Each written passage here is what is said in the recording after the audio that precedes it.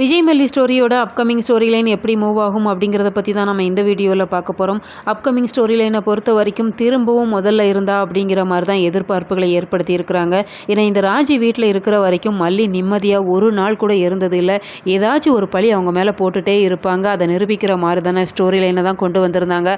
அந்த விஷயத்துலேருந்து கொஞ்ச நாள் ரிலீஃப் ஆகி அன்னபூர்ணி பெரியம்மா வீட்டில் இருந்தாங்க.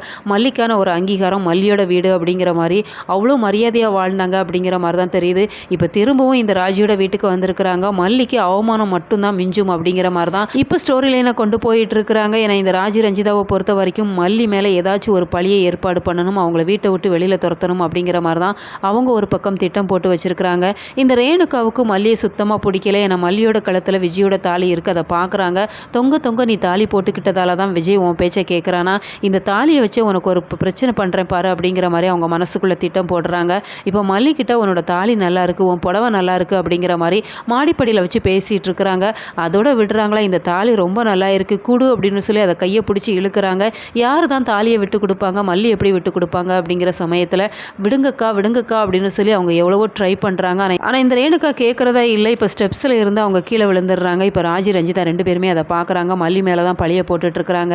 என்னடி நீ இப்படி இவங்களை தள்ளி விட்டுட்டியே அப்படிங்கிற மாதிரி சொல்கிறாங்க. மல்லி ரொம்பவே அதிர்ச்சி ஆகுறாங்க.